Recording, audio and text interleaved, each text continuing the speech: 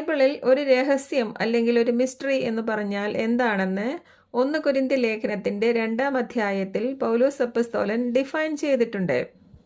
അവിടെ പൗലോസ് പറയുകയാണ്, ദൈവം ലോക സൃഷ്ടിക്ക് മുൻപേ നമ്മുടെ തേജസ്സിനായി മുൻ നിയമിച്ചതും മറഞ്ഞിരുന്നതുമായ ദൈവത്തിൻ്റെ ജ്ഞാനമാണ് മർമ്മമായി ഞങ്ങൾ പ്രസ്താവിക്കുന്നത് എന്ന്.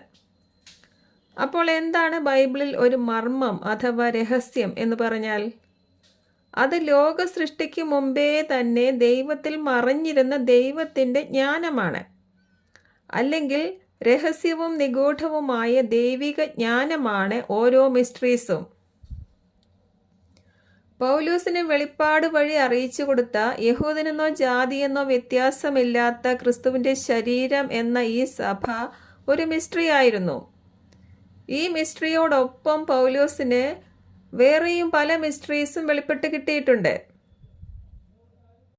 അതിലൊന്നാണ് ഈ സഭയുടെ സ്വർഗത്തിലേക്കുള്ള പെട്ടെന്നുള്ള എടുക്കപ്പെടൽ അഥവാ റാപ്ചർ.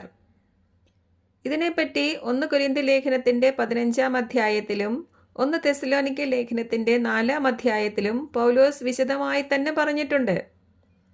എങ്കിലും ഇന്നും ഇത് പലർക്കും അറിയാതെ ഇരിക്കുന്നത് ഇതൊരു മിസ്റ്ററി ആയതുകൊണ്ടാണ്.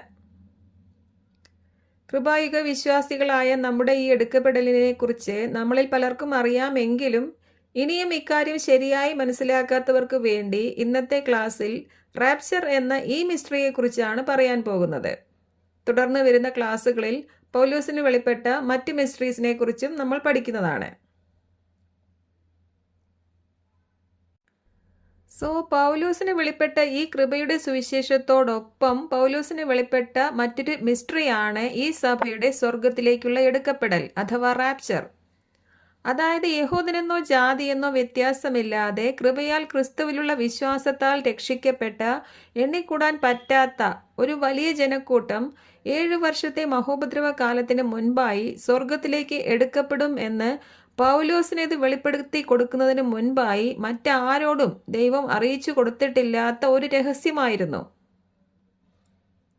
ദൈവം ഈ കൃപാകാലം ആരംഭിച്ചത് തന്നെ ഇങ്ങനെയൊരു ജനക്കൂട്ടത്തെ പ്രവൃത്തികൾ നോക്കാതെ ക്രിസ്തുവിലുള്ള വിശ്വാസത്താൽ നീതീകരിച്ച് സ്വർഗത്തിൽ എത്തിക്കേണ്ടതിന് വേണ്ടിയായിരുന്നു. യഹൂദർക്കും ഈ രക്ഷയിലേക്ക് പ്രവേശിക്കാമെങ്കിലും അവർ അവരുടെ 8-ാം ദിവസത്തെ പരിച്ഛേദന മുതൽ യഹൂദനെന്ന പദവിയും യഹൂദ മതവും വിട്ടൊഴിഞ്ഞ് പൗലോസിനെ പോലെ ഈ കൃപയിലേക്ക് വരണം. എന്നാൽ 12 അപ്പോസ്തലന്മാർ പോലും ഈ സഭയുടെ ഭാഗമല്ല. അവർ ന്യായപ്രമാണം വിട്ടൊഴിഞ്ഞവരുമല്ല. അവർ പരിച്ഛേദനം വിട്ടൊഴിഞ്ഞവരല്ല. എന്നാൽ പൗലോസ്